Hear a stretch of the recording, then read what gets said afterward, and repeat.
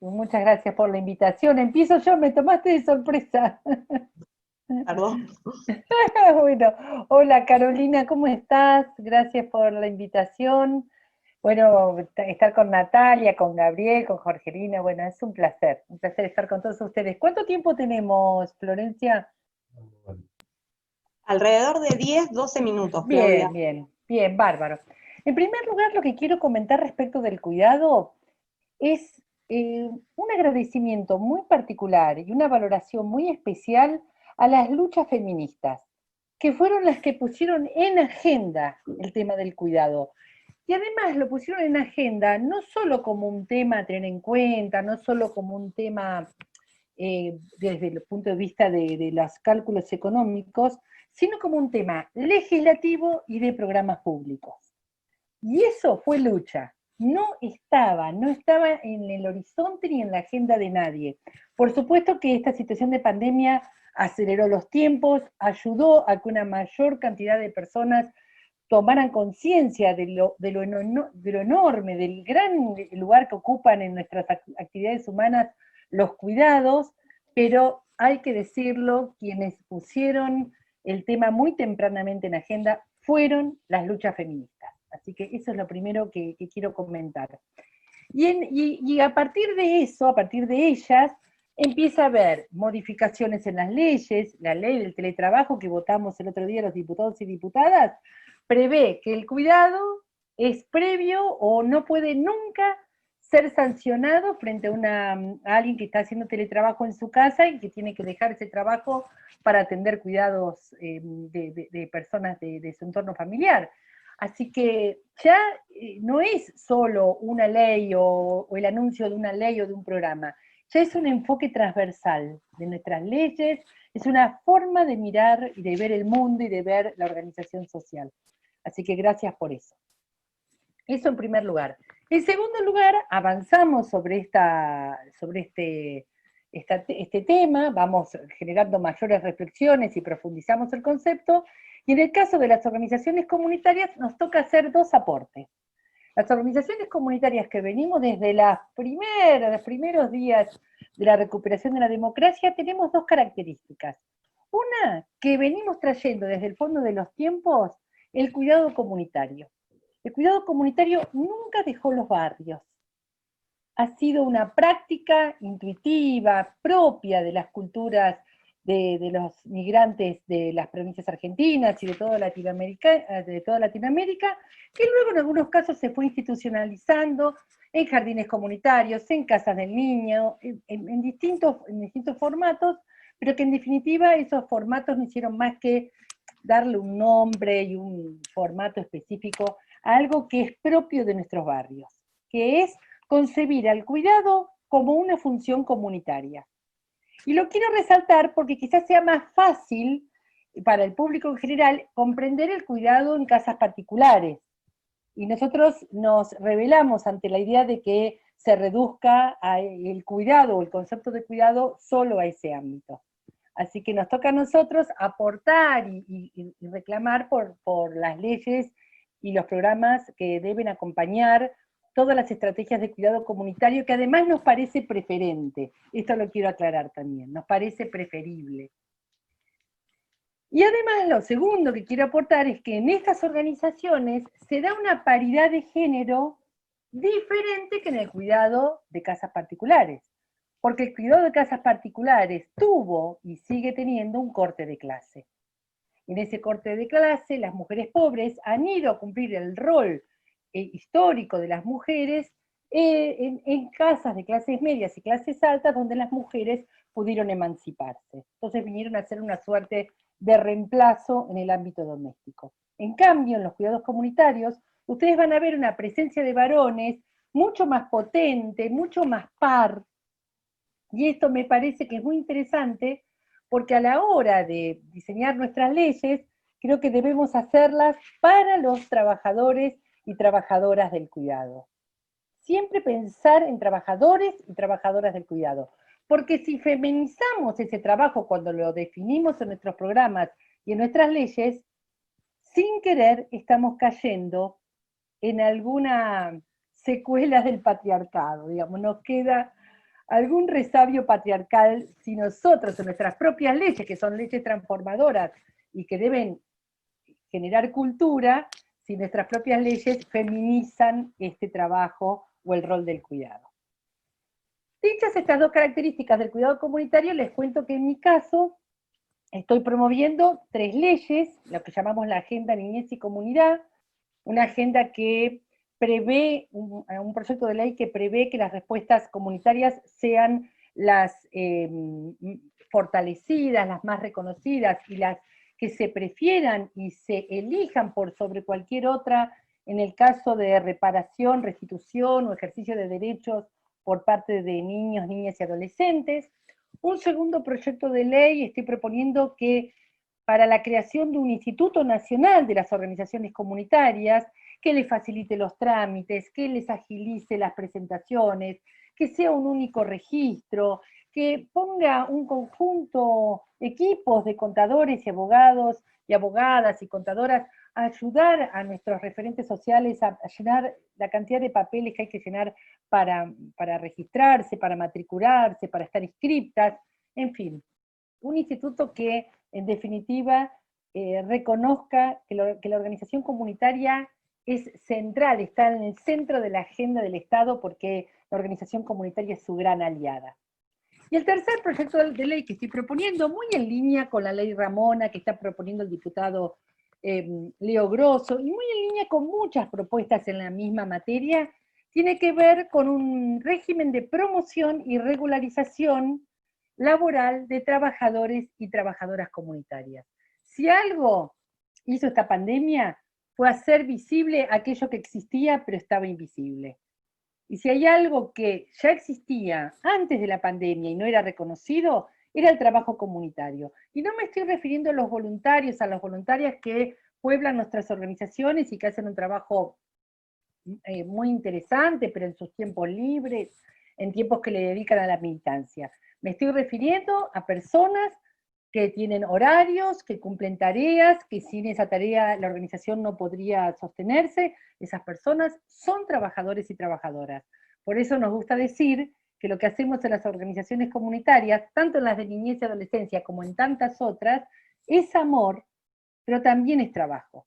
Para salir de los enfoques filantrópicos conservadores que todavía subsisten en algunas miradas, incluso nuestras.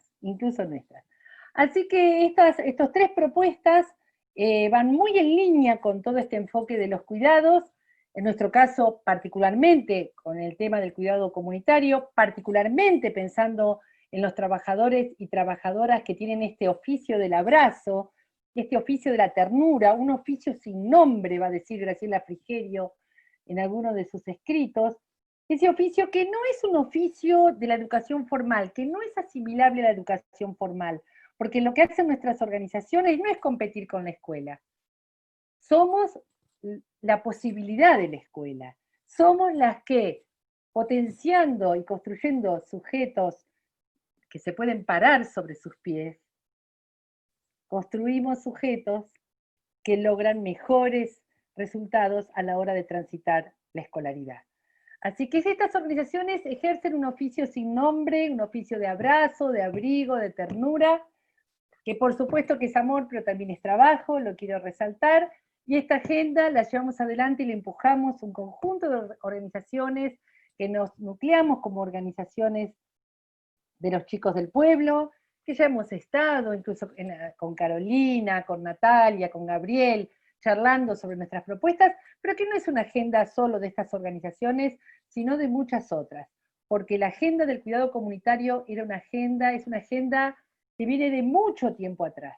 Por eso insisto, y con esto cierro, que tenemos que agradecerle muchísimo a las luchas feministas, porque ellas tuvieron la inteligencia estratégica, tuvieron la suficiente inteligencia y acumularon suficiente poder popular para hacerlo muy visible en las calles y en los medios, en las redes y en los medios.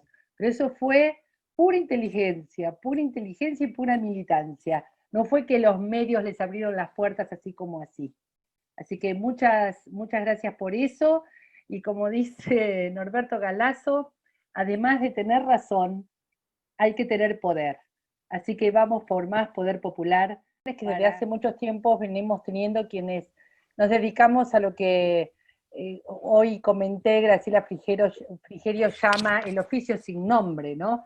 El oficio de abarajar, de recibir en el mundo, de dar la bienvenida, celebrar la vida y nombrar.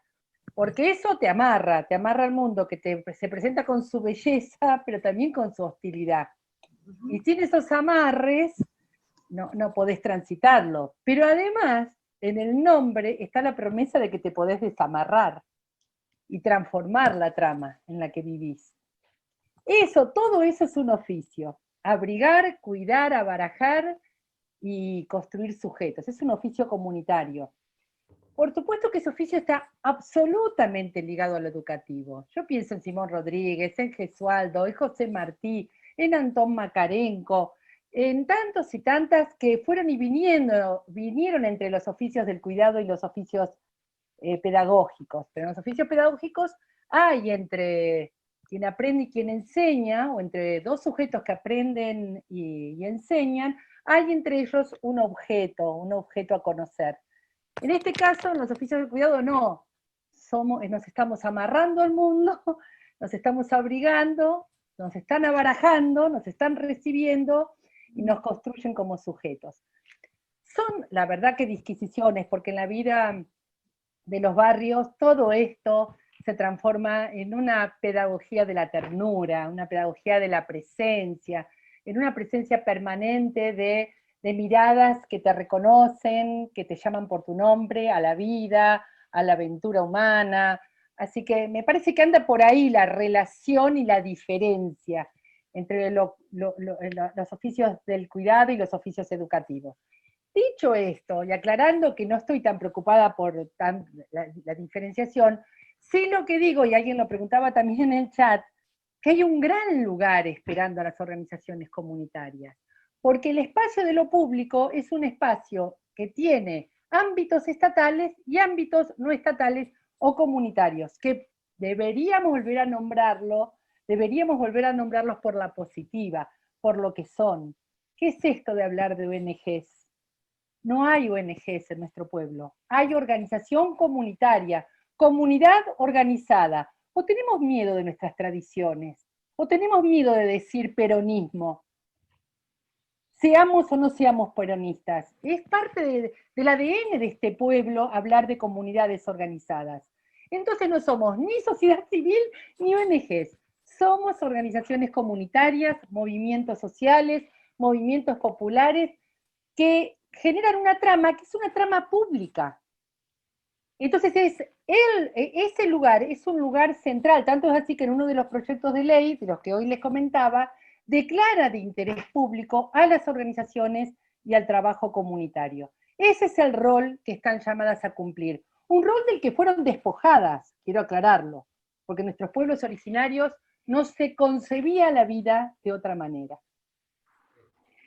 No, perdón, igual por suerte yo iba a hacer otro aporte que tiene que ver con que la organización comunitaria es un enfoque, es una manera de entender y comprender la organización social e institucional de este país.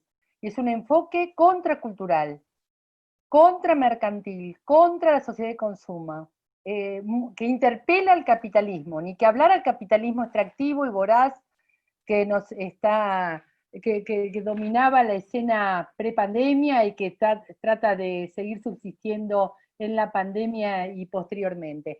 Así que como es un enfoque, hay que disputar el campo, hay que disputar en favor del enfoque comunitario, un enfoque que no solo toma los temas del cuidado, los temas del cuidado son muy centrales en este enfoque, porque es un enfoque de un mundo a escala humana y con rostro humano, sino que también realiza tareas absolutamente contrahegemónicas, contraculturales, referidas a la cultura, al juego, al ocio, al buen vivir, que también va a necesitar organizaciones comunitarias fortalecidas por el Estado.